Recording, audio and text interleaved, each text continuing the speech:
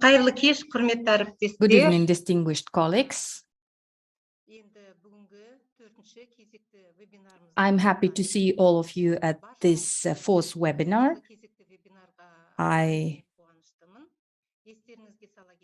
Let me remind you once again that this webinar is organized as a part of the Media Literacy for Librarians project. This project is implemented with a grant from the American Corners program of the Bureau of Cultural and Educational Programs under the U.S. Department of State. Our partner is the American Library Association, whose members are webinar speakers. In this area, we will be assisted by the head of the International Relations Department of the American Library Association, Mr.Michael Dowling. He invites the best speakers to these webinars. Hello, Michael. I'm happy to see you again. Our topic today is civic literacy and the role of libraries. A competent and strong citizen means a competent and strong government, and what knowledge and which skills are needed for this. Also, how and what should be done to understand government processes, stay informed, and actively participate in civic life. What should be done for that? This will be discussed by the webinar speaker, Laura Saunders. Laura is with us. Welcome, Laura. Laura Saunders is a professor in the School of Library and Information Sciences at Simmons University. She's a professor. She teaches and conducts research on user services, information literacy, and intellectual freedom. Also, she has a strong interest in the connections between information literacy and social justice issues and the impact of misinformation. Laura Saunders is a co-author with Melissa Wong of the textbook Instruction in Libraries in Information Settings, an Introduction. Laura holds a PhD in philosophy from Simmons College and MA in Library and Information Science, and also she has a bachelor degree in English literature from Boston University. In 2019, she was the recipient of Simmons University's Provost's Award for Excellence in Graduate Teaching. Ms. Laura, I would like to thank you for participating in our project and taking time to speak on this webinar. Today with us are the public and specialists of national libraries and public libraries, as well as specialists of libraries of schools, colleges, and higher educational institutions. Distinguished colleagues, please note that the webinar is translated into Kazakh and Russian languages. Professional translators Asiem Baydildinova and Anna Kabardina work well with us. Have you all selected the translation language? Please check again. To select the translation language, click on the globe at the bottom of the computer screen and select the translation language you need. If you are using a mobile phone, click on the dots with the inscription. Additionally, in the lower right corner of the display, then click on Translation in the window that opens, and then select Kazakh or Russian or English. If you have any questions, you can contact my coordinators of the webinar, Жанна Серикжановна Sakpanovna and Maya Turbekovna Suleimenova. You can see their phone numbers in the chat. If you have any questions to the speaker, you can write them to the chat box. The speaker will answer those questions after finishing his presentation. We will try to save the recording of the webinar and publish it on the YouTube channel. The links will be sent to all the participants. And now, with great respect, I would like to give the floor to our speaker, Laura Saunders. Laura, the floor is yours. Thank you so much. So my name again is Laura Saunders. I'm joining you from Simmons University in Boston, Massachusetts in the United States. And I just want to say a quick thank you to Michael and Bibagul for coordinating this session and for inviting me, and to the translators. Obviously, I couldn't have done this without that support. So I'm really excited to join you today, and I'm going to just share my screen so that you can see my presentation. Okay, a minute here. All right, and so as Bibagul noted, we're going to be talking about civic literacy and the role of libraries. And I realize we have wide representation of different kinds of libraries and information settings here today. And so I'm going to do my best to try and talk about what different roles these different information settings might play. Just before we get started, I just want to share a little bit about myself. So as I mentioned, I'm joining you from Simmons University, where I'm a professor of library and information science. And as Bibagul mentioned in my introduction, I have a strong focus on information literacy. And part of information literacy, as we're going to talk about, is civic literacy. But civic literacy is a really specific branch of information literacy that focuses particularly on government information. And so, of course, it has some really it's specifically tied to the type of government and the types of laws and regulations, as well as the sort of general culture of the region or the country in which we're residing. And so I wanted to just start by saying, obviously, I'm going to have a pretty strong United States perspective in terms of my own understanding of civic literacy. And so some of this may seem rather general. And I do want to I just wanted to acknowledge that I'm trying to frame civic literacy in a really broad way that can then be applied across different kinds of regions, governments, and settings. So with that background, we can go ahead and begin. So first, I just want to define exactly what we mean by civic literacy. And as Bibagul said at the beginning, if we have strong citizens and knowledgeable citizens, then we're going to have a strong government. And that's really what civic literacy is all about. So one definition of civic literacy is that it's an approach to learning that emphasizes the knowledge, skills, and dispositions necessary for active and engaged citizenship.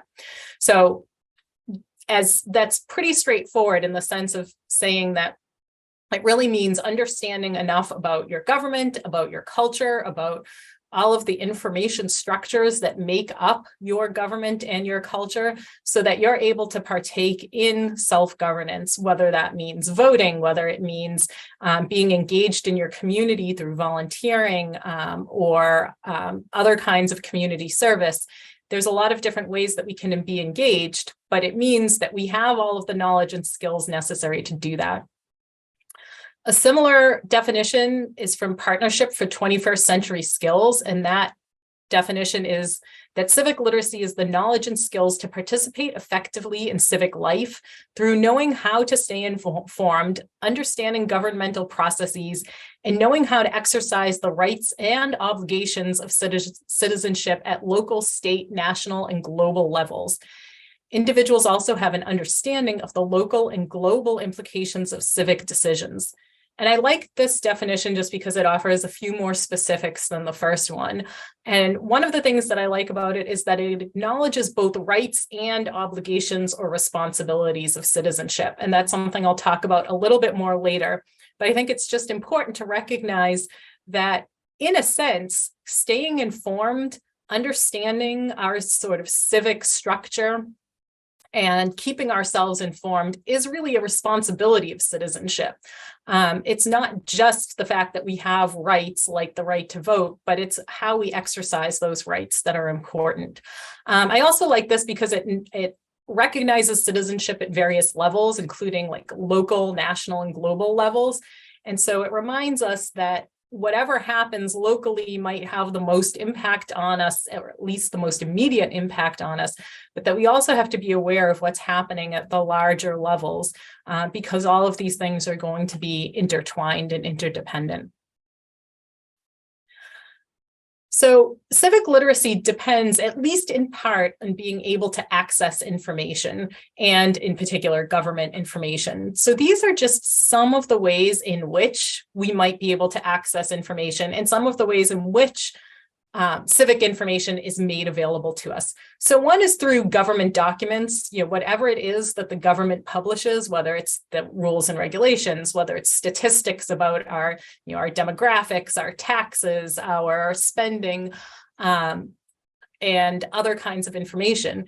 And I put down e-government because, of course, in a lot of places, our governments are not necessarily publishing these things in paper anymore, or they might do them in paper on demand. But in a lot of cases, this information is being made available primarily online.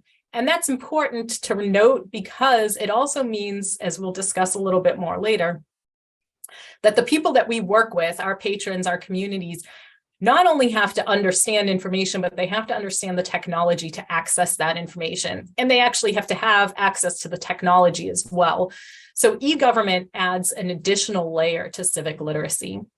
Another way in which we're able to access information, and particularly government information, is through Freedom of Information Acts, which I know Kazakhstan has, as well as the United States. And I think over 100 countries around the world have these acts in place. What these acts do in most countries is they guarantee that citizens have the right to access government information, as long as that information has not been deemed as secret or classified in some way. So even if that information has not yet been made publicly available through a website or something like that, we as citizens have the right to request that information of the government, and the government, at least in theory, is obligated to provide that information to us. So understanding that these laws exist, first of all, is really important, but then understanding how to implement those is also important. And how we get access to that government information that hasn't already been made public can be a little bit tricky sometimes.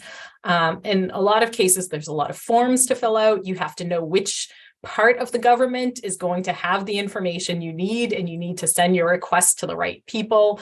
And then you also have to know what you specifically have a right to access, so that if that government agency comes back to you and says, oh, no, we can't give you that, but you know that they should be able to give it to you, you'll be able to respond appropriately.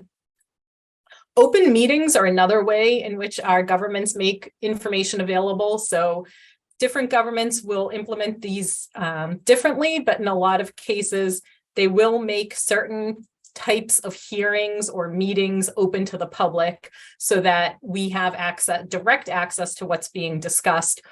And in some cases, they will make reports or minutes on those meetings available.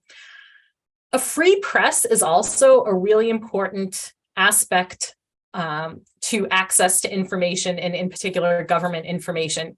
Although the press should be, and typically is, separate from the government, it's not necessarily an agency of the government. By being free of government restrictions in terms of what they can access and what they can publish and so on, the press is able to bring us information.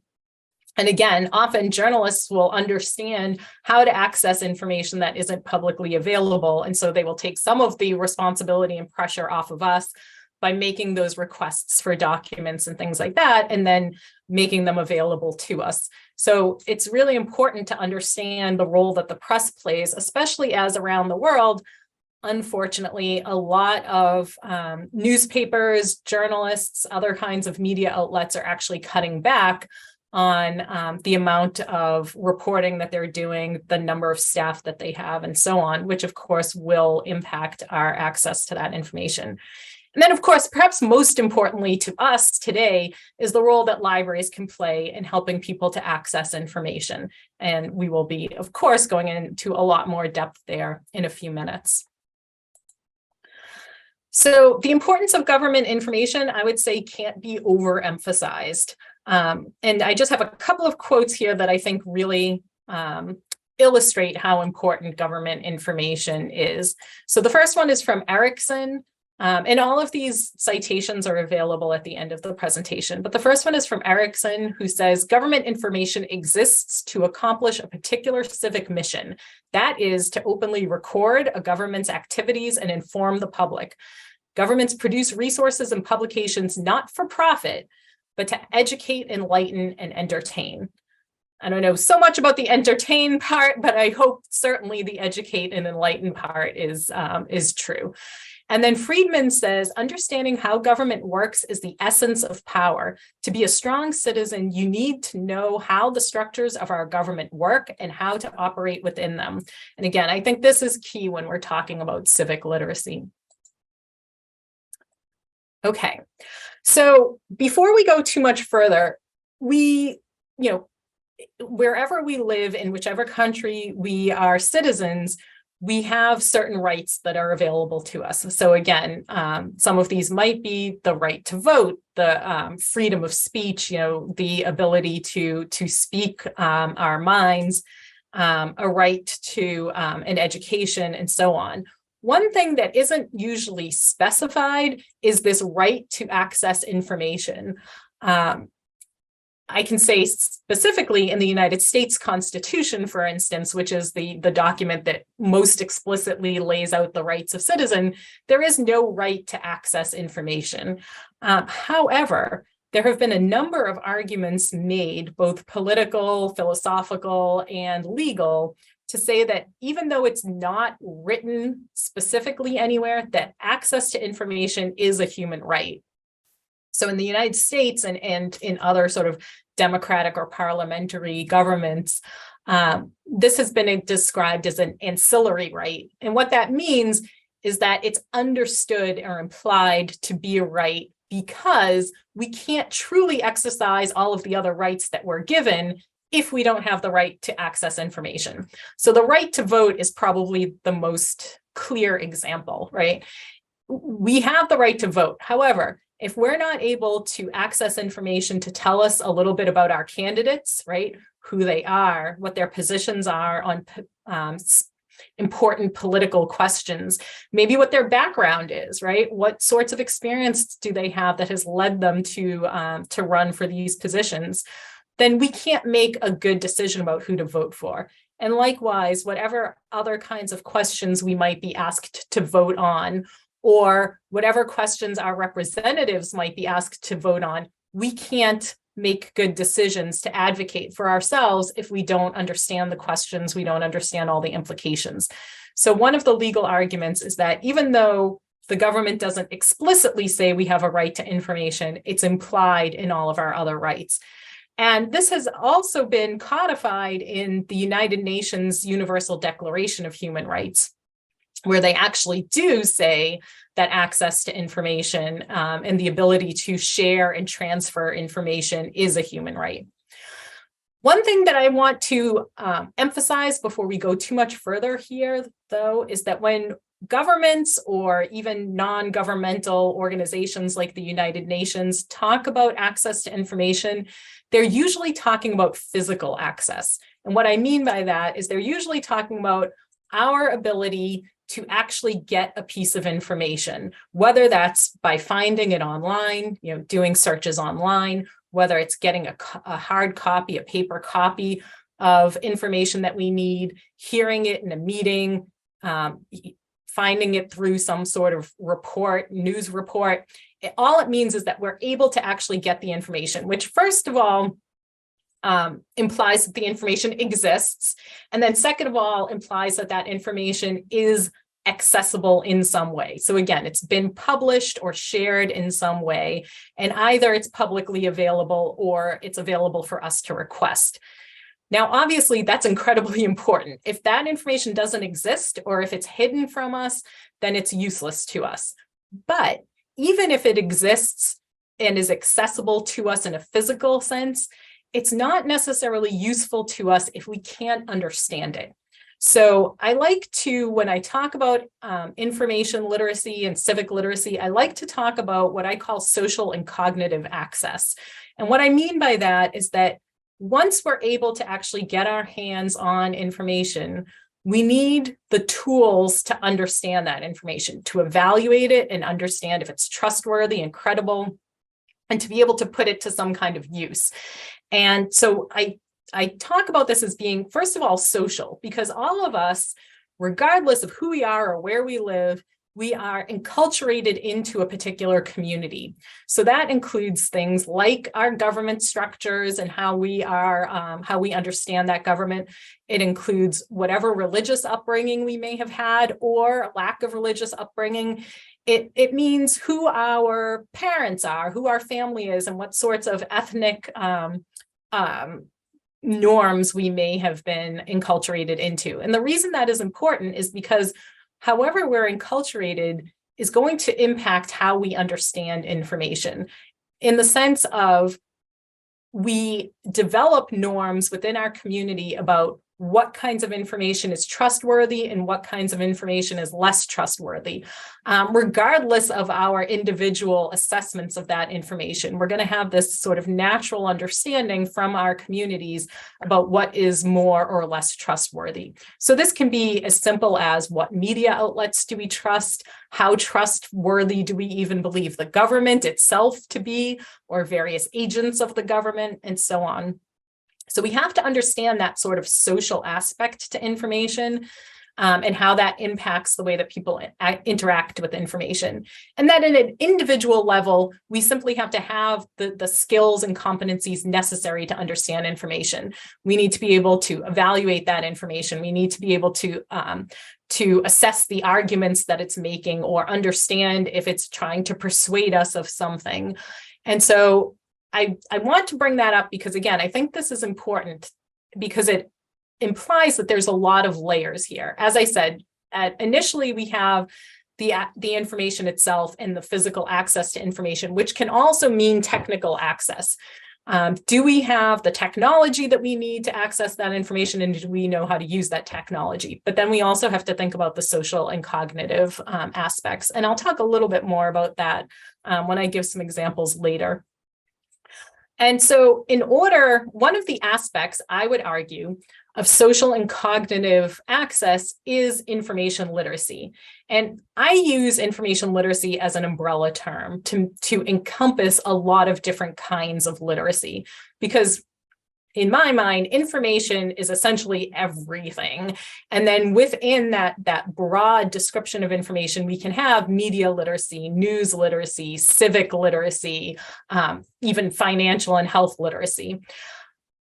But the reason why I'm bringing this up is because if we don't have information literacy skills, so if we don't have those skills that allow us to understand how to search for information, understand how to evaluate it, understand some of the ethical and legal implications of use of information, and et cetera, then we don't have full access. And so I would argue, and other people have argued, that not only is access to information a human right, but information literacy or access to education for information literacy should also be a human right. And I think that that's important background here. So as we saw in one of the definitions that we looked at earlier from Friedman, in addition to having rights, we have responsibilities as citizens. And so we may have the right to vote, we may have the right to, speak freely and so on. But those rights should be exercised in an ethical and informed way. So in other words, if I want to use my right to vote fully, then I should, before I go to vote, inform myself of the issues, inform myself of the candidates, and really make a decision based on my best understanding and knowledge, as opposed to, for instance, walking into a voting booth and just choosing the person who is in the party that I affiliate with without really knowing a lot about them, or even just picking names based on, what my friends have told me they're going to do. We could argue that that's certainly not informed, and it's not necessarily ethical because I'm not using my rights fully and appropriately. The other part of the responsibility is being respectful.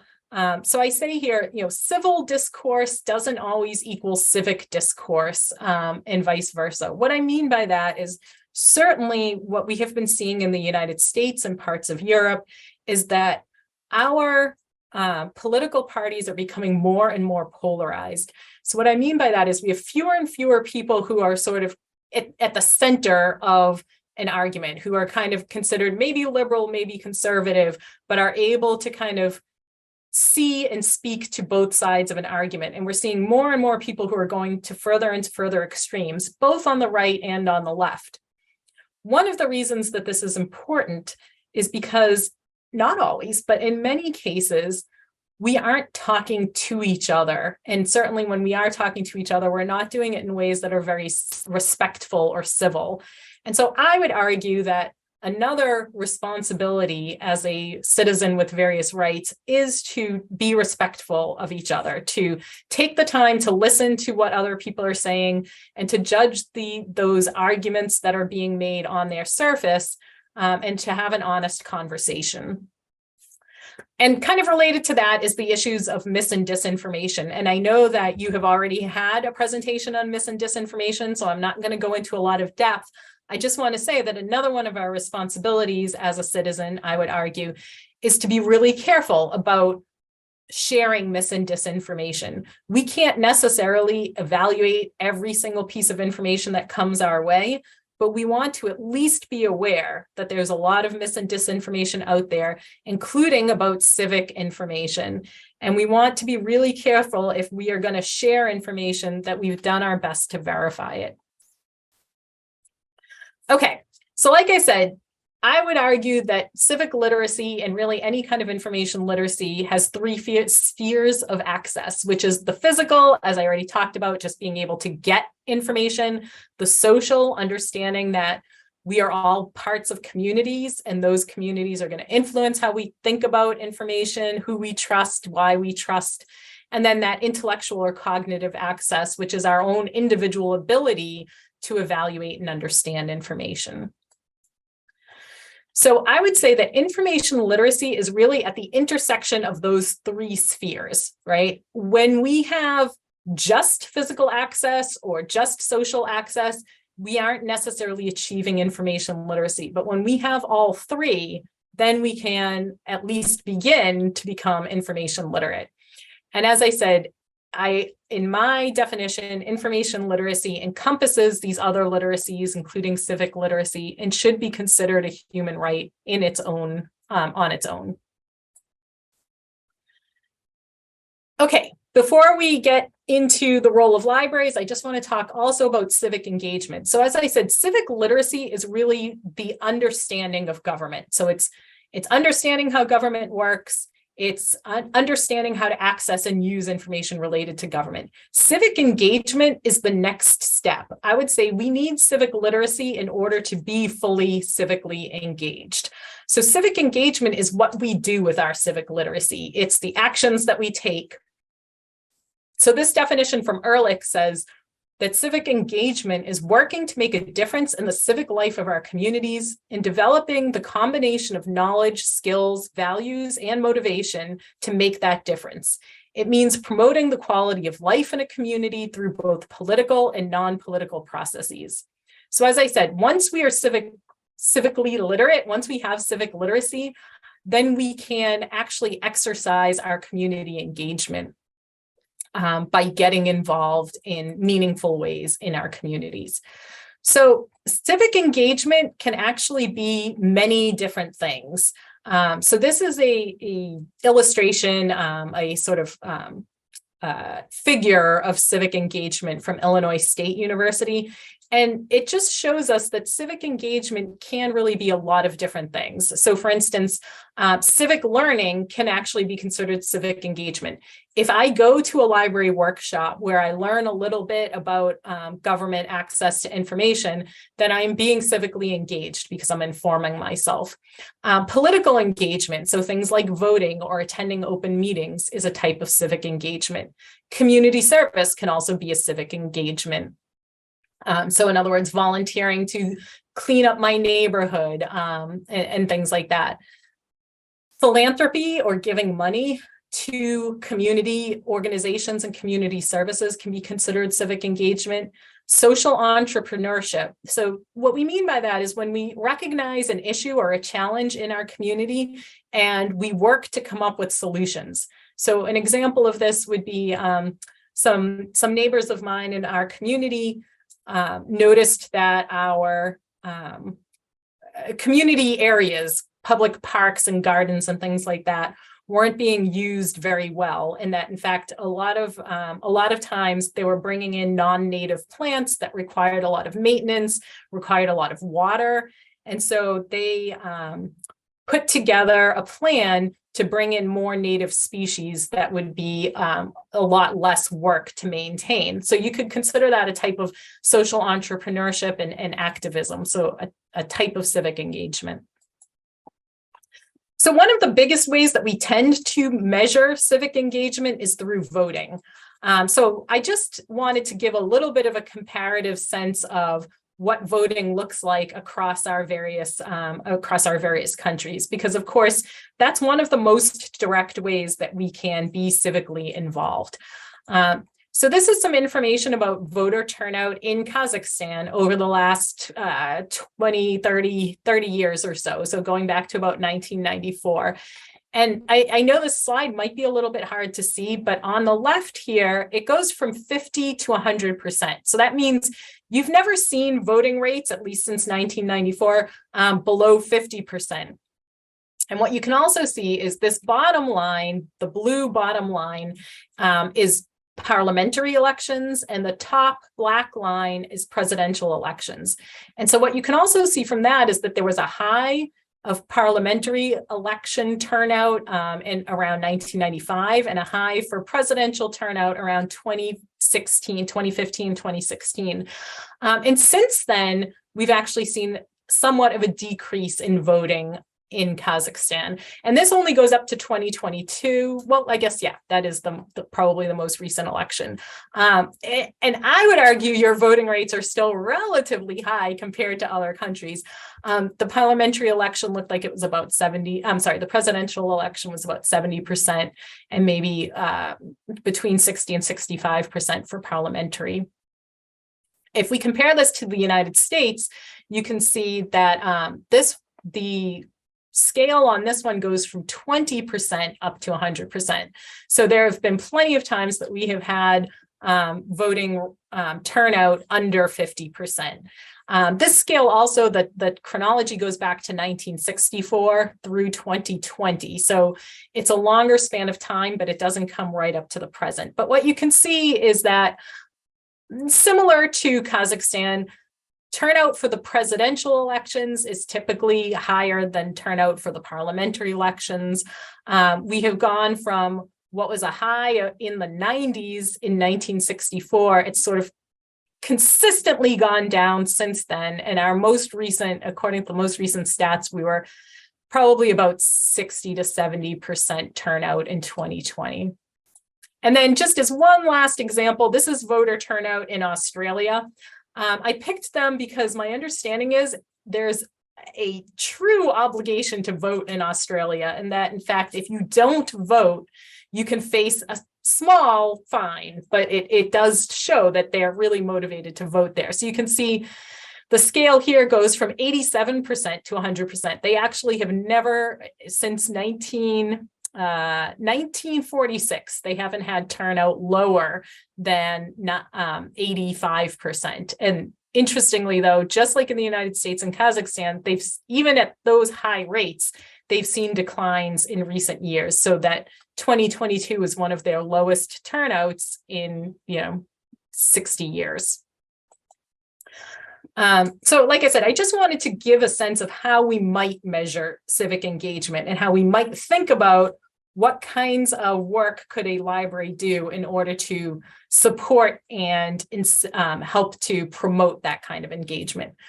The last thing I want to talk about is something called critical civic empathy. And this is an idea that was put forth by Nicole Mira. And again, I have her information in the reference slide at the end. But what Mira argues is that critical civic empathy takes us beyond just civic literacy or even just civic engagement, because with civic engagement, we could, go volunteer in our community, we could help to clean up, we could plant new kinds of plants, we could give money to organizations, we could vote, but we could do all of these things somewhat uncritically.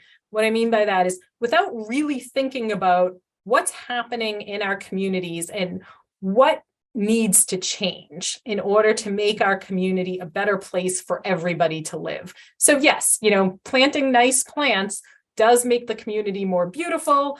Planting plants that don't need that much water helps to, at a larger level, helps to recognize challenges that are being faced locally and globally in terms of access. But it still isn't necessarily thinking about for the people in my community who are maybe living in poverty, for the people in my community who don't have access to enough to eat, or who are having trouble getting their children to school. We're not necessarily thinking about those things unless we engage in critical civic empathy. So critical civic empathy means thinking about issues of power and inequity in our communities and empathizing, both understanding our own position, but also empathizing with the people around us, empathizing with our community, and then engaging civically, but in a way that is really meant to improve our community for everyone through both civic engagement and advocacy. So that's just one more frame that I would like to share as we think about ways in which libraries can support civic literacy and civic engagement. Finally, what are some of the challenges to civic literacy and civic engagement? We wouldn't have to be talking about this if everybody already had all of the access they needed, if they were already engaging in the ways that we hoped they would, we wouldn't even have to have this discussion. Unfortunately, we know that that's not the case. So as we think about ways to help to implement solutions, we have to be aware of what the challenges are. One of the challenges is lack of good information. And one of the ways, as I mentioned, that we get information is through the press, through newspapers, through television news, even news that's shared on social media. And I mentioned how a free press is really important for accessing that kind of information. So this graph shows it's from the World Press Freedom Index from 2022, and it shows across the 5 continents how free the press is in each continent. So the lighter colors at the top of the scale indicate good or satisfactory freedom of the press. And the darker colors at the bottom of the scale indicate that there are serious or very serious problems with regard to press freedom. So what you can see here is that this second to the last column, the second column from the right, is Europe, and the very first column is Africa. And while there's no good sort of green area in Africa, even with that aside, you can see that for the most part, they have some, free or satisfactory free press. I think we could argue that Europe seems to have the most liberal or free press. America is, doing a little less than Europe, but still has some satisfactory. And then we can see that Central Asia has a lot of the darker areas where the idea is that there is less access to a free press. While we can argue that some places are doing better than others, we can see that there is no place across the globe where there is actually what is considered really good or even satisfactory, complete good or satisfactory access to free press. And in fact, in most countries, the largest parts fall under either problematic, difficult, or very serious.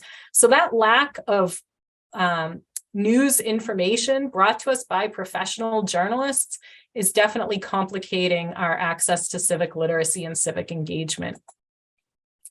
Another challenge is lack of knowledge. So a lot of our citizens may be aware that they have a right to vote. They may be aware that they have a right to certain kinds of information, but they may not really know how to exercise that. Certainly in the United States, what we've found is that a lot of people are not sure how to register to vote. They're not always sure where to go to vote, or if they are unable to get to a voting polling place in person, how they can sign up for absentee or mailing ballots. Just even where to go to find different kinds of information. And of course, this is problematic because we've seen some research, for instance, that shows, so in the United States right now, you may have heard of this, there have been a lot of challenges to access to information, in particular in schools and libraries, where there have been a lot of not just individual people, but even government legislation that has tried to stop schools and libraries from sharing certain kinds of information and buying certain kinds of books. Laura, yes. We can't hear you. Oh, I'm sorry. Just a second.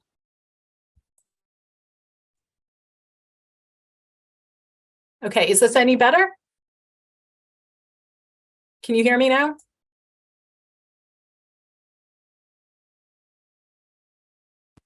Can you hear me now? Hello? Я жақсы естіп тұр. Слышно. Yes, okay. Yeah, you can hear me? Я естіліп тұр. Yes. Okay.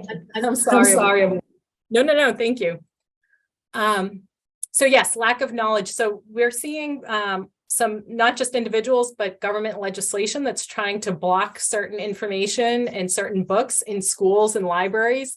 And what we're hearing is that individual people, so most citizens are saying that they're against that. They don't want the government making decisions about what people can access in schools and libraries. However, at the same time, a lot of people are also also saying in these surveys that they don't really know what's happening. They're not going to meetings, they're not getting news about these challenges, and therefore they're not doing anything about it. And so that lack of knowledge certainly gets in the way of civic engagement. Another challenge is lack of access. So I've touched on this a little bit, but while on the one hand, e-government and online access has made information more accessible, because of course, there are always going to be people who can't get to a physical location. And so having that information available to them anywhere, anytime, at least in theory, is helpful. But like I said, they also have to have access to the technology, and they have to know how to use that technology. And this can impact a lot of people. Sometimes in rural areas, we may not have the best connectivity. We might not have good Wi-Fi or good broadband to get on the internet. We have seen studies that show that people with various kinds of disabilities, websites often aren't accessible to them. So even if they have the technology, they may not be able to access the information. So lots of different things can get in the way of our access. And then finally, complicated systems. Our governments are not necessarily straightforward in the way that they make information available. It's not always clear who controls different kinds of information, where to find different kinds of information. And then even if it is, the structures in which that information has to be searched for and accessed can also be complicated. So again, beyond just the civic literacy, understanding the government information itself, we have to understand the structures and how to search and find information. And then finally, mis and disinformation, which, like I said, I know you've already talked about this, but just being aware that mis and disinformation in our civic systems is also problematic. And I want to be clear that, certainly governments can share disinformation. They can share propaganda. They can share information that is not factual. But I think what we're probably seeing more of is misinformation. And what I mean by that is politicians, for instance, who only give us some of the facts, the facts that support their case. They're not necessarily exactly lying to us. they're not giving us false information per se, but they're spinning the information in such a way that we're not necessarily getting the full picture. So I would call that misinformation as opposed to disinformation, which is outright fabrications. But either case, it complicates our ability to access and understand information well. Okay. So finally, now I would like to talk about what role can libraries of various kinds play in terms of trying to facilitate access to civic literacy, and development of civic literacy abilities with the intention of then hopefully increasing civic engagement. And I would say one of the most important things that we can do in libraries is to facilitate access and provide support. And by facilitating access, I mean both access to technology, access to technical literacy, and access to civic knowledge. And so I know from talking to Bibugul earlier last week, a lot of your libraries are already doing this, which is fantastic. So I know that your libraries, for instance, are making technology available. You're making sure that there are computers available so that people who may not have that technical access at home can come to the library to access the technology. I know that you're bringing government officials and other experts into your spaces to help people answer questions, fill out forms, and things like that. And I think that kind of access is extremely important and extremely helpful. I'm going to also give you then some examples of things that I've found across the United States in different kinds of libraries that I think are other kinds of examples of facilitating access and providing support. So I'm going to talk about designing support and share some examples. But the first step to designing support is planning. What I mean by that is before we even create some sort of resource or workshop for our community, we really want to think about what is going to be the most important or the most relevant kind of resource. So we want to think about who is our audience. And of course, you, the librarians who work in the community, are the best people to answer this question. But you want to think about, do you have a lot of young people in your community? If you're a school library, you're going to have children of a certain age. If you're in a university, you're going to have young adults. In a public space, you're going to have people of all ages. But you may find, for instance, that you've got a lot of older people coming into the library or a lot of parents with children. So understanding who that audience is can help you think about what's the best way to reach them.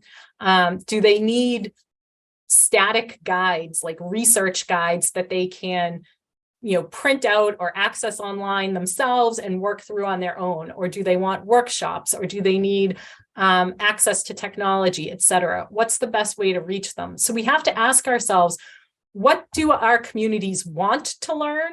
What kinds of things are they interested in? What do they need to learn? In order to get at what they want to learn, is there something that they need first?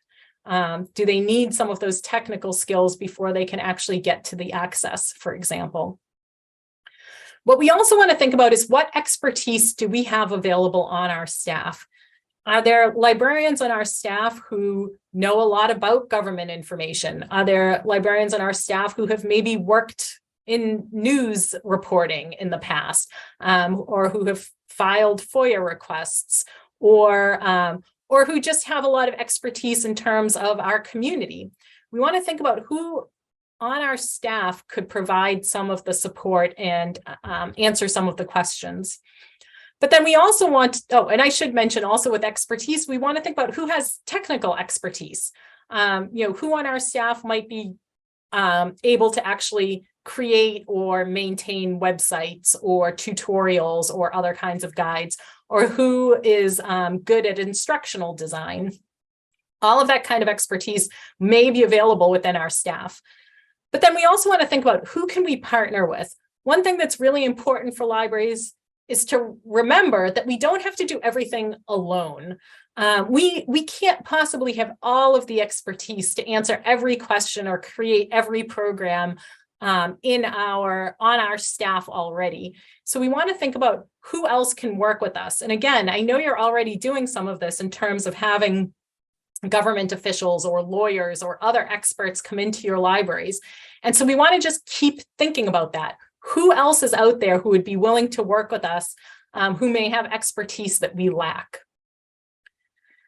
And then once we've thought a little bit about who our audience is and what we have available, we want to think about the various areas where we can offer support. So like I said, we can offer technical access by providing the hardware and the devices, the computers, the broadband, the Wi-Fi that our patrons need in order to access information. We can provide them with the technical literacy, helping teach them the skills they need to use those devices, to search for and access information. We can teach them general information literacy skills, which include just, again, searching for information, accessing information, and evaluating mis and disinformation. But then we can also focus on civic literacy in terms of helping them think about how to find and access government information in particular, or information about the government, helping them understand how to interpret the information that they find. This is especially hard when government information can be very technical. In a lot of cases, they may use language that isn't very accessible to the rest of us. And so, helping people figure out where they can access help in interpreting the information, evaluating the information, again, mis and disinformation, and then using the information to accomplish whatever their information need is. So what are some of the things that we can do? One thing we can do is create asynchronous resources. And so what I mean by that are things like research guides, videos, and tutorials that we create, and then they can live on a website or a YouTube channel or something like that for our patrons to access whenever they want. And like I said, this can be helpful for people who aren't able to come to live workshops and trainings, for people who have to engage with information outside of our regular hours, or people who maybe live very far away or have other kinds of mobility issues that would prevent them from coming to our facilities on site. So we can create guides and videos that might be useful to them. And so this is an example from the University of Nevada at Las Vegas. So this is an academic library in higher education that has created this civic engagement and voting guide. And I could open this, but I think I'm not going to open it right now. I put the link in the slides. So if you want to go and look at it in a little bit more depth after the presentation, you certainly can. But what you can see here is it gives a lot of information.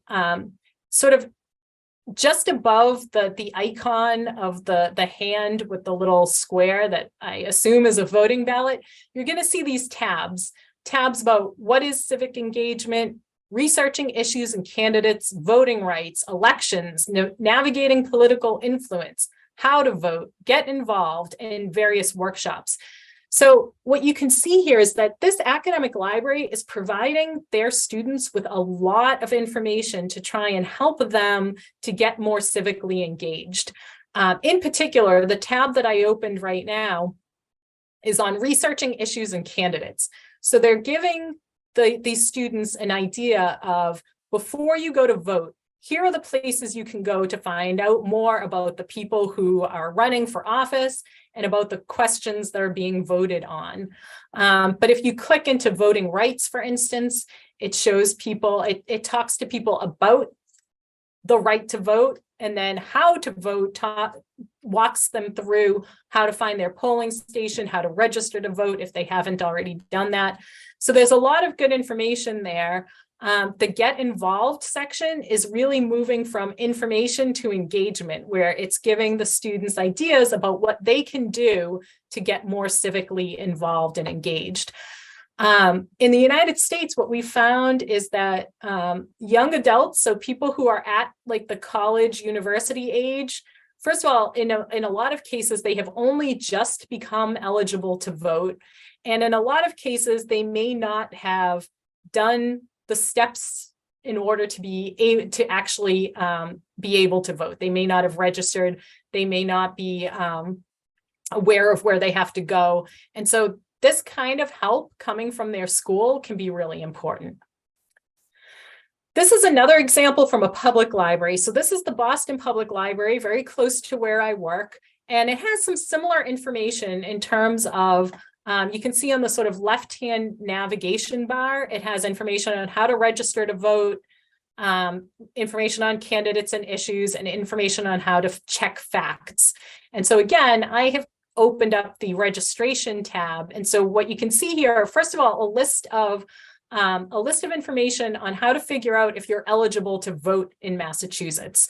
Are you a resident? Are you the right age? It tells you, it walks you through what to do if you've only moved to the area recently. If you're not quite old enough, how can you start to get ready to vote? So again, it gives a lot of information. So this square that just appeared is about the am I eligible to vote? So it's really helping people from the very first step think about, first of all, can I do this? Is it allowed? Do I meet all of the criteria? If I do, then I need to figure out, all right, how do I make that happen? Where do I register to vote and where do I get my ballots? So the second box shows that there are links to information about that as well. The next step, if now I've registered to vote and I'm going to be able to go and cast my ballot, this arrow is showing where I can find information about candidates and issues. This second arrow is showing me where I can check facts. And then, like I said, down the bottom here, this last arrow is for people who are 16 or 17. So they're not quite at the right age to vote, but it gives them information about how they can pre-register. And so, like I said, one of the things we want to try and do in terms of civic engagement and voting in particular is to get young people involved early so that once they actually are at the right age to vote, they're already ready. They're already thinking about these things. So this is something that public libraries can do, but of course also school libraries. These are examples of some videos. And again, the links are in the references at the end of the presentation. So I'm not going to play the videos for you right now, but they're just very brief videos that, that a library has put together. The first one is finding my polling place. So essentially what it's going to tell you is, depending on where you live, there is a certain place that you have to go to vote, and this is how to figure it out. The second video is how to fill out a ballot.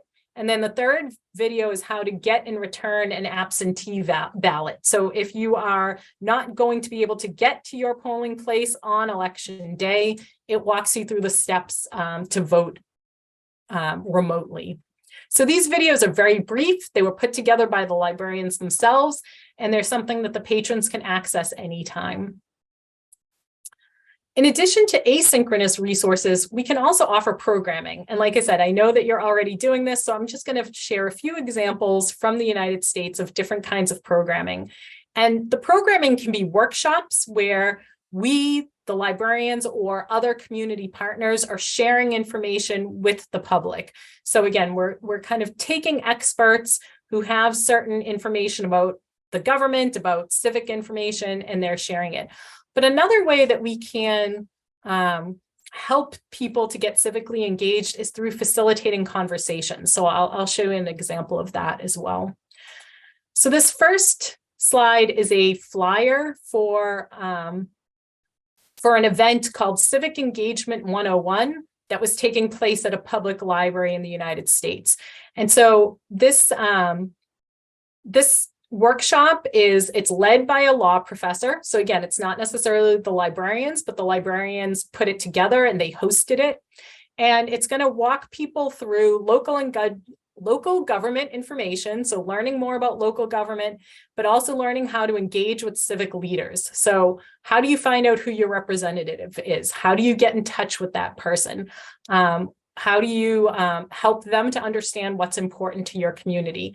And what you can see here is that this workshop was offered both in person and on Zoom. So people were able to come to the library and listen to the presentation and ask questions and so on, but they could also join by Zoom. So this made it as accessible to different people as possible. This is another example from a college. So it's Maritime College. Again, this is for, young adults at the university age. And this was keeping up your civic engagement. So similar to the previous session, it's a workshop that is going to help college age students think about how to be engaged in their communities. And I know it's a little bit hard to see the flyer, but they've got a public advocate from the city of New York. They've got the co-president of the League of Women Voters. They've got an executive director from New York Youth Civic Initiative. So in other words, again, it's working with community partners who have certain kinds of information to share, and it's bringing people into the library space and sharing that information with them. And then finally, I thought this one was very interesting. This is also from a public library, and it's a workshop on how to run for local office. And I thought this was really interesting because it's taking civic engagement really to another level. This is going beyond just volunteering and voting to actually thinking about, what if I want to contribute as some sort of representative? Again, this could be at a local or a higher level. But it's also often a very daunting thing to think about running for office. And so this public library offered a workshop, which I thought was really interesting. And then finally, this is an example from a school library. And like I said, one of the things that we're trying to do in the United States is really get younger kids thinking about civic engagement and voting well before they're old enough to actually vote in a real election. Because if they're already thinking about it, they may be motivated to keep up with it and to do it when the time comes. So this is a school library that did a mock election.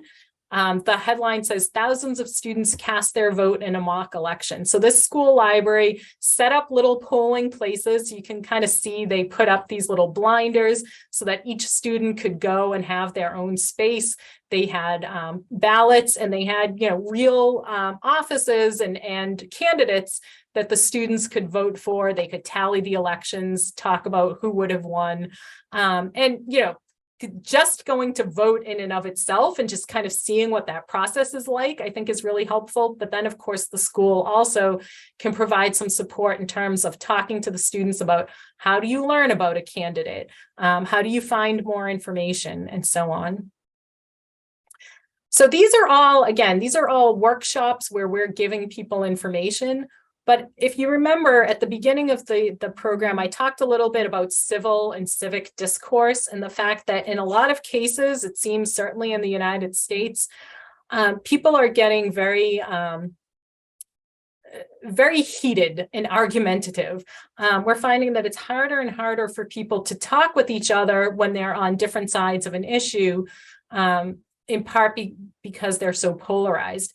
But one thing that libraries can do, and some libraries in the United States are starting to do, is to try and facilitate community conversations. So trying to help people to engage civilly and with each other, even when they're talking about very difficult issues. So this is back to the Boston Public Library. And what they ran is an event called a living room conversation, and it was on the topic of abortion.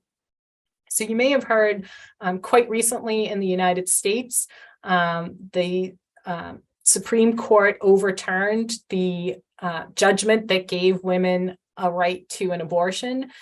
This has been a very sort of hot button issue in a lot of cases, because a lot of states then rushed to put in very, very strict legislation.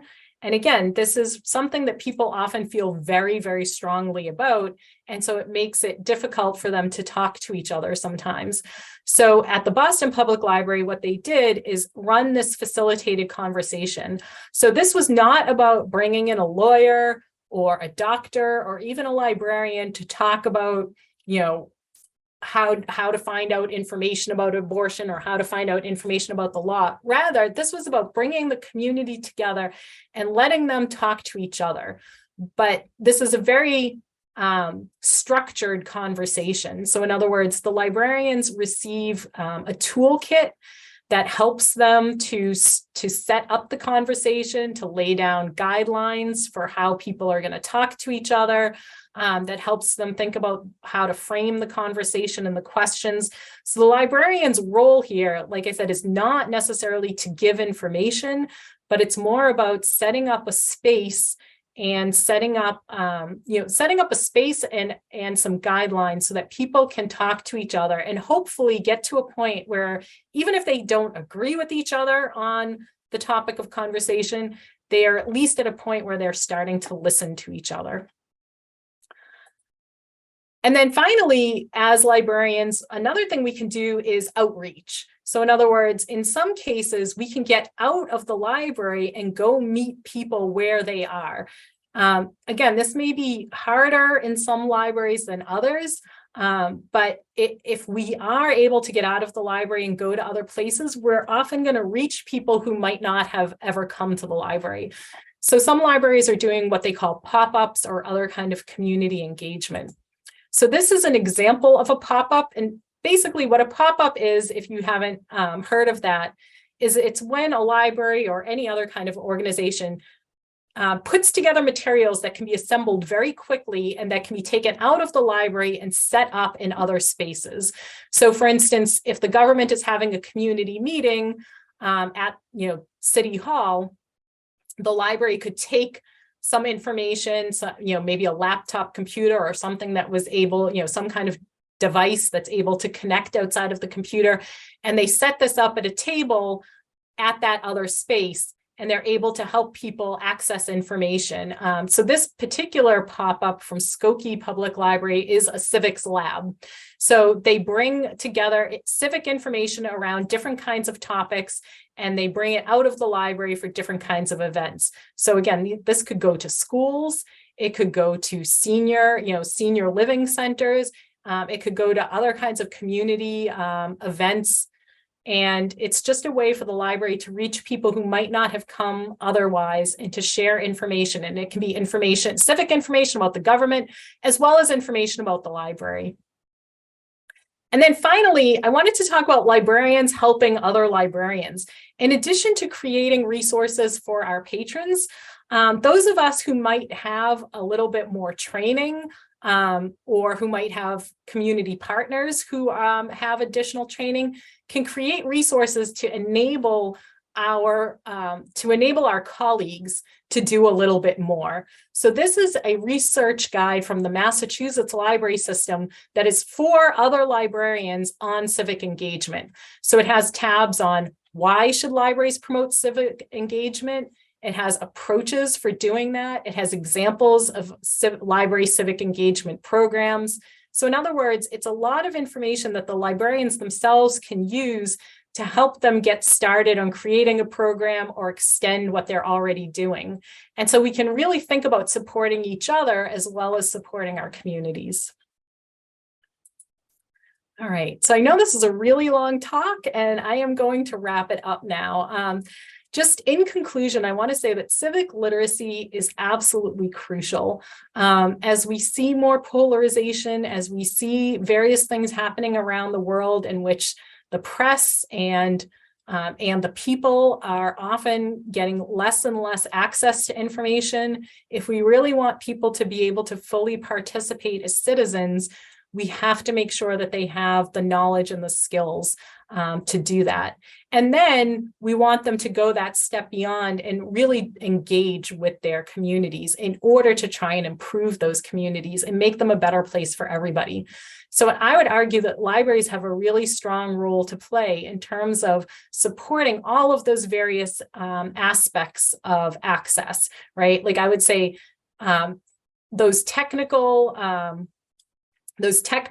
resources like showing people how to vote or how to fill out a ballot is helping with that physical access to information. Workshops on how to find community information, how to learn more about candidates is helping with that access to information. But things like the living room conversations is also getting at that social aspect of information. It's helping people to learn how to navigate with groups that might be a little bit different than them. And then teaching people how to evaluate information gets to that intellectual access. So libraries have a role to play really across the board. And it's just important to remember that we don't have to know everything ourselves. Part of our role as librarians is reaching out to the community and finding the people who have the expertise. And we want to remember that we can help each other too. So I'm going to stop there and ask for questions. And I just want to show that there are references to all of the things that I quoted. And then these are links to the examples that I showed throughout the presentation. So I'll make these slides available if anyone wants to follow up on that. And now I'm going to stop there and ask if there are any questions.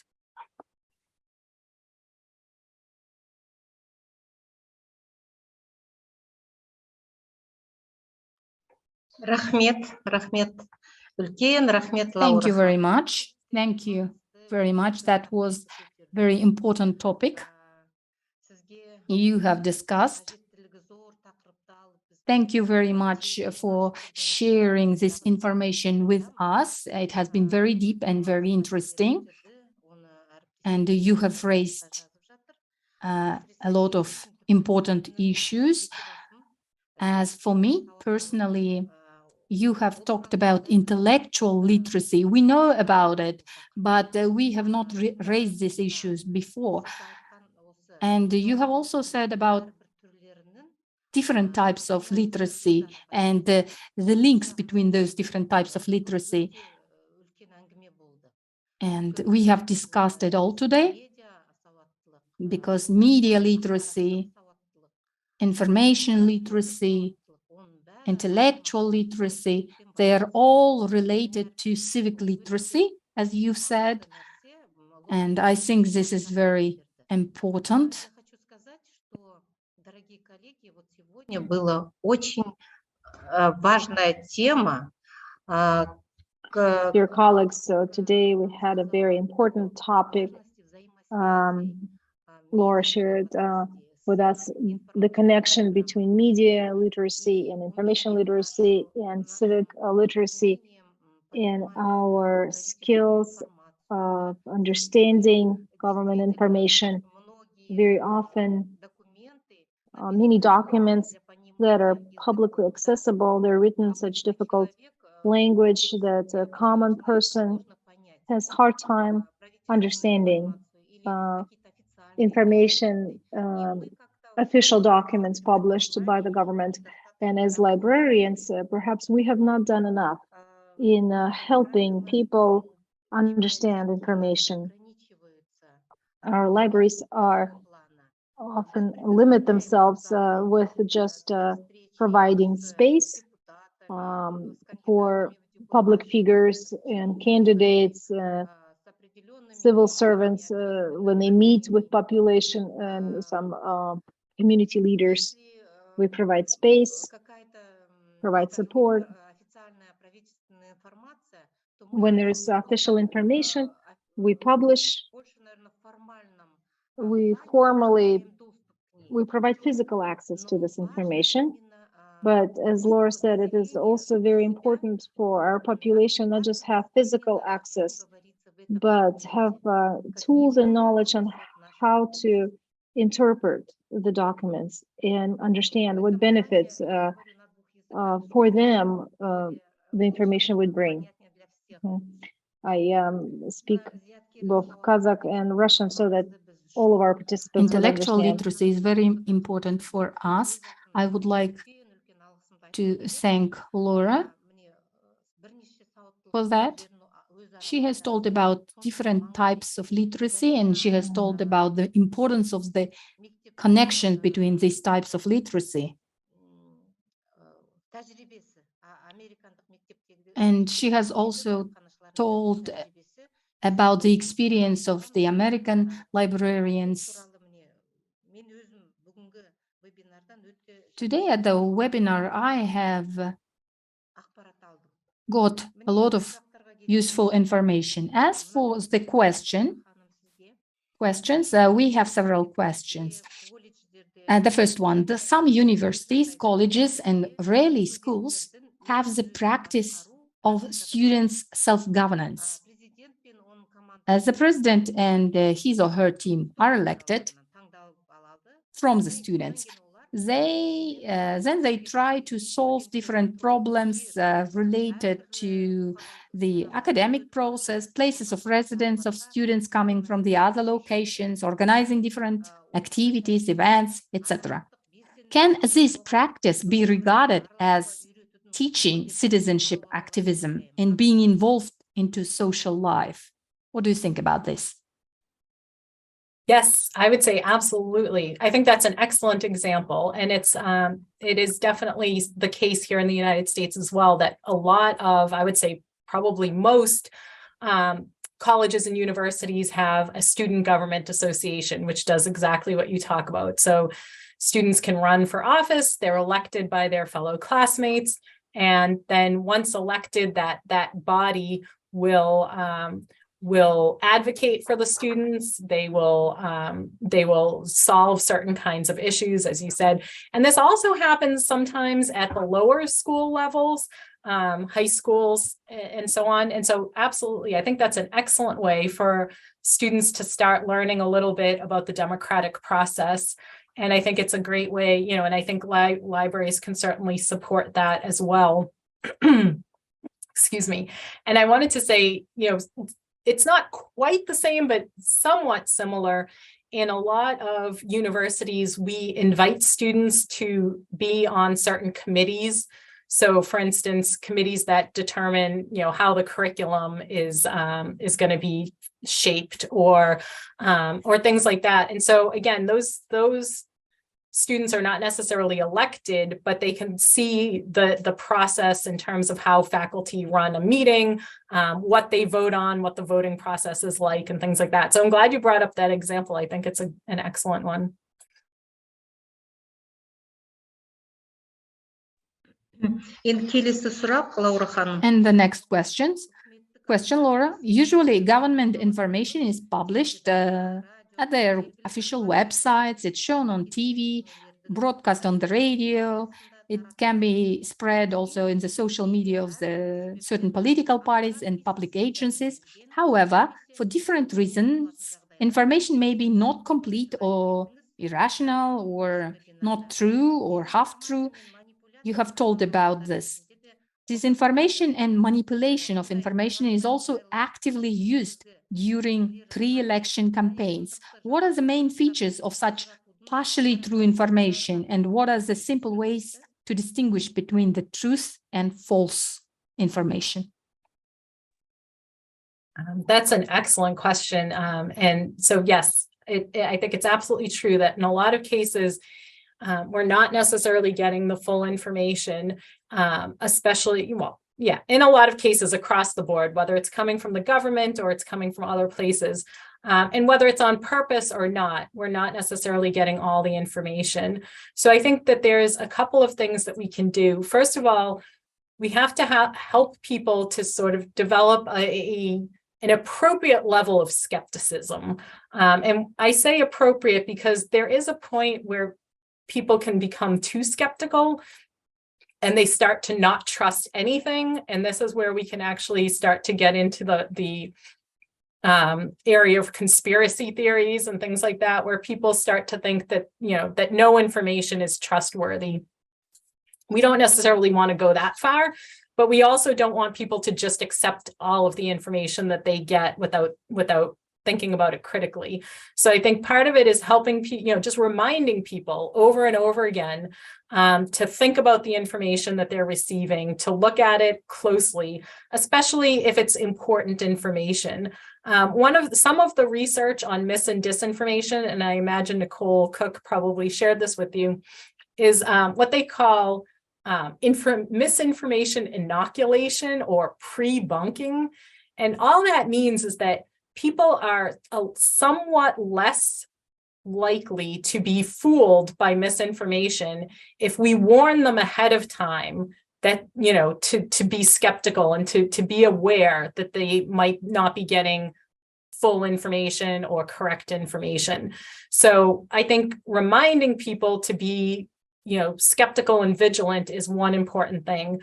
But then helping them to kind of develop those tools. So like you said, what are some of the methods that we can use to see if we are getting good information? Unfortunately, it's not necessarily simple to do this, but there are certain things we can do. One thing to do is to, first of all, be aware of where the information is coming from, and ask ourselves, would this author or publisher have a reason to withhold information or to present the information in such a way that it's maybe a little bit skewed or a little bit biased. And again, you can imagine that in a lot of cases that is possible, that even a government agency may not want to share information that they think is going to make it, that's going to reflect badly on it, for instance. Or certain politicians may, like I said earlier, only share information that supports their position. So, an example from the United States, one of the things that we're often arguing about right now is minimum wage, or what is the absolute lowest amount of money that you can pay a worker. And people who think that we shouldn't increase the minimum wage will always share arguments about, arguments that will that increasing the minimum wage will either hurt businesses and therefore people will actually lose their jobs. Instead of making more money, they're actually going to lose their jobs because these businesses can't afford it, so they'll just lay them off. Or they'll talk about how people who make tips, for instance, like waiters and people who are often given money from a customer on top of their salaries are actually making more money this way. But of course, when they give us those arguments, they're not giving us the other arguments about how many people are working full-time jobs and can't pay their bills or buy food because the amount of money they're making is so small, because the minimum wage is too low. So trying to think about, is there a reason why somebody might not give us all of the information? And of course, once we realize that that's probably the case, then think about, where can we find more information then? So I think I can't remember who the presenter was, but I think one of the presenters talked about fact checking and lateral reading, where once you get a fact or a piece of information, you look to see what other people in other places are saying about that same topic. So if a politician says something about minimum wage, then go and look and see, what is the newspaper saying? What is a different politician saying? What's being written by like a business agency, and compare and contrast to see if you can find, get the full picture, if that makes sense.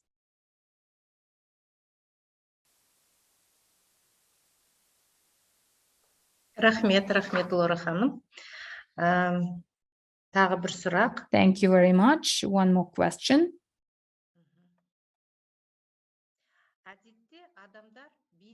Usually, people are critical of the work of authorities, officials, and deputies. However, few people can clearly imagine what they do, what functions they perform, why individual projects take several years and remain unfinished. Few people know about this. On the one hand, librarians can organize meetings with the participation of deputies and civil servants, but on the other hand, people are quite skeptical of such meetings and do not believe in their effectiveness. What is the way out of this situation? What should be done? Excellent. Thank you. Yeah, I think that's an excellent question.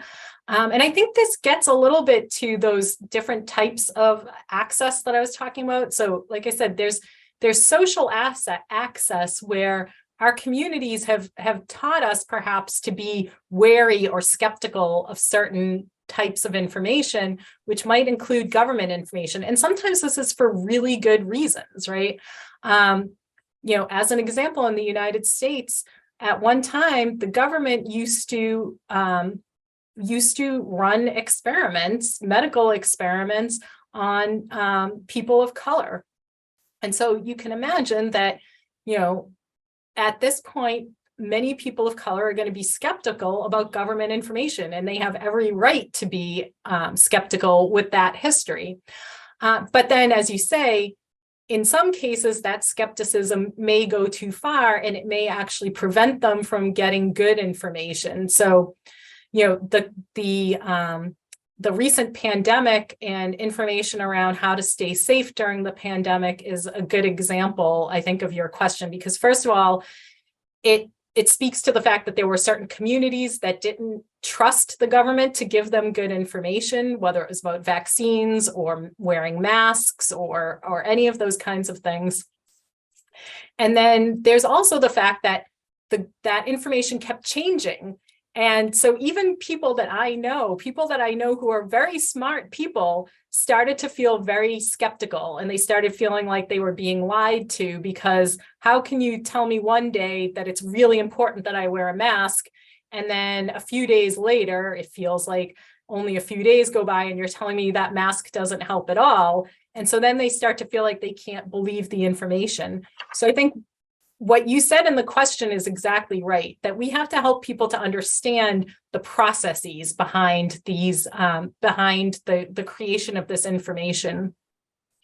And as they start to understand the process, then they can make a better judgment about whether that information is likely to be trustworthy. So, you know, one of the things we talk about is scientific literacy, helping people to understand, just as you said in the question, that it takes a long time for science to arrive at an answer. And in some cases, we might never arrive at a definitive answer to a question, because the data is changing all the time.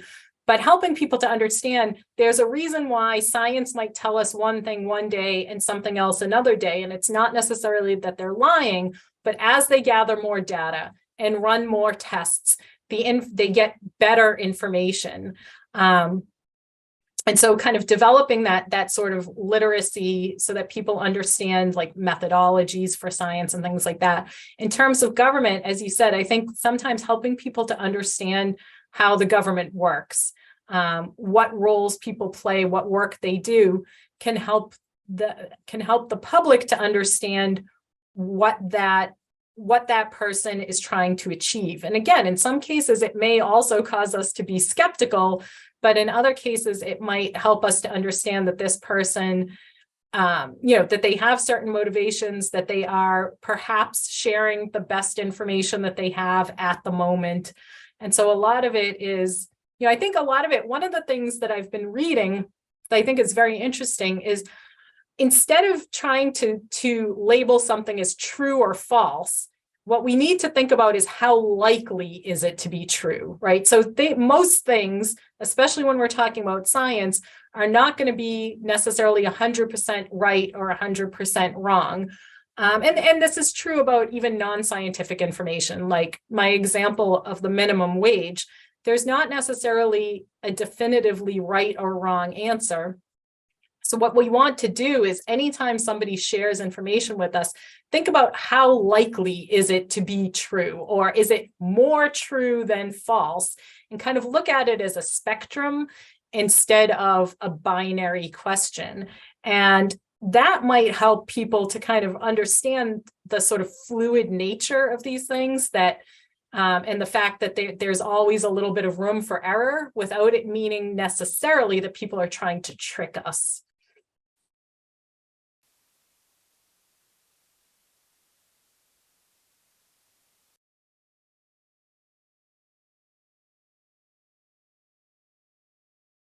Рахмет.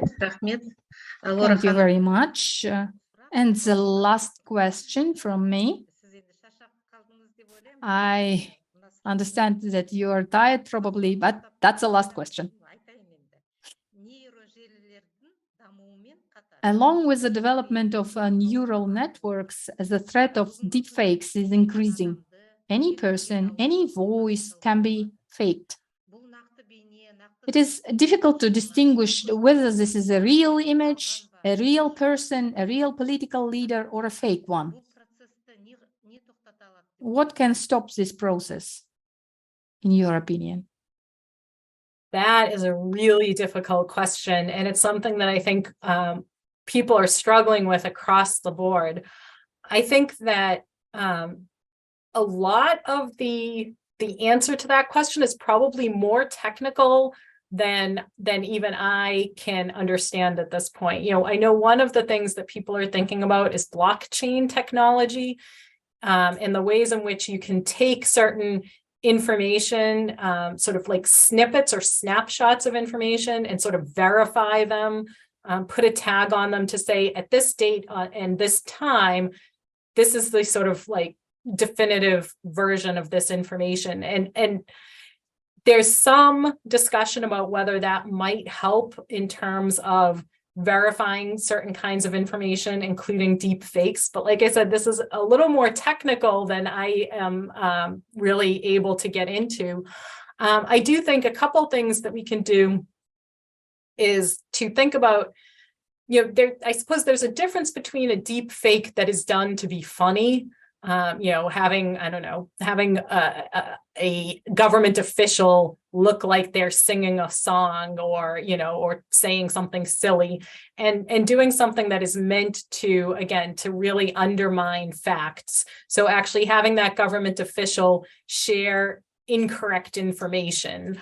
So I think one thing we need to do is anytime we're looking at a video that is sharing important information, look to the best of our ability, first of all, verify where it's coming from, right? I mean, I would think that if a reputable news source shares a clip of our president giving information, I can assume, at least to some extent, that that news reporter verified that information and that it's coming from a reliable place.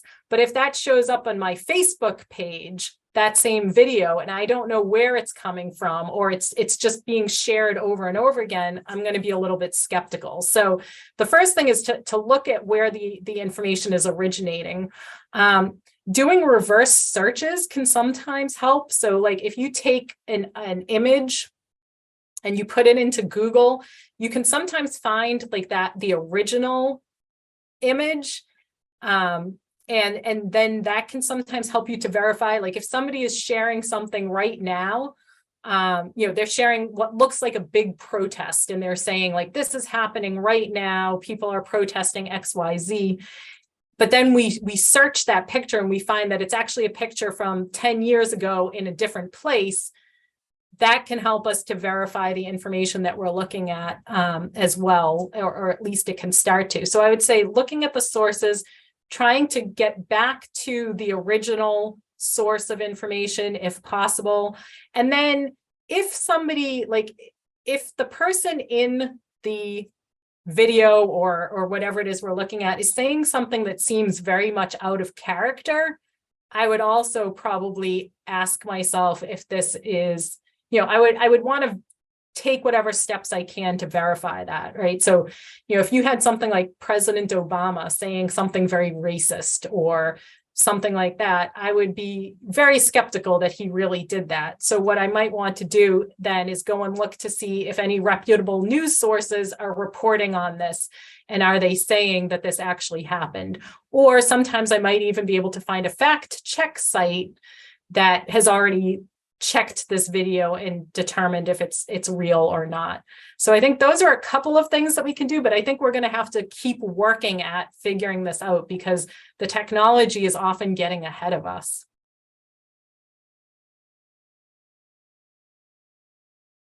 Рахмет, дұрыс айтасыз. Thank you very much. You're right.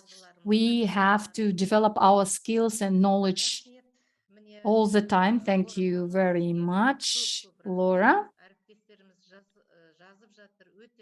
Our colleagues have also written in the chat box that this is a very important topic and civic literacy is very important now, and they're thanking the interpreters as well. Everything is clear and interesting, and our time is almost over. I would like to thank the interpreters. I would like to thank our speaker, and in the chat box, we have lots of thanks to you. And I would like to thank Michael, who's also with us, distinguished colleagues, please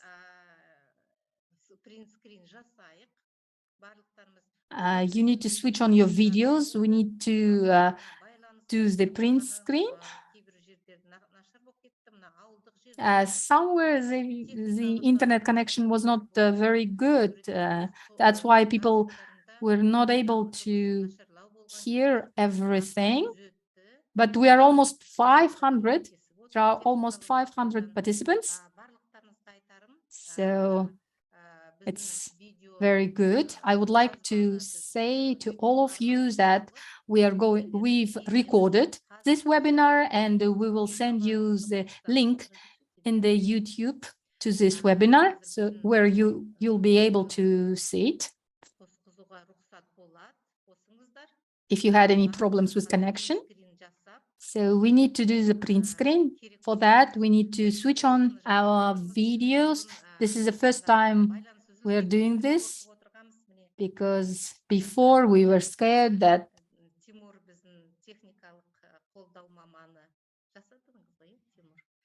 the connection will not be right and so on and so forth. I would like to thank the speaker. I would like to thank Michael, and I would like to thank Michael for inviting such good speakers to our webinar. I would like to thank the colleagues who have been with us from the very beginning till the end. If you have any questions, you can write them in the chat box. The information on the project is available in our Instagram account, and I've sent the link to you. The next webinar will be on the 12th of April and 26th of April. And in May, we also have the webinar, and you can schedule that. Пометьте в своих календарях. На этом мы завершаем. Осымен вебинарды аяқтаймыз. Тағы да барлықтарыңызға рахмет. The webinar is over. I would like to thank all of you. I would like to thank Anna and Asem, Laura and Michael. Thank you.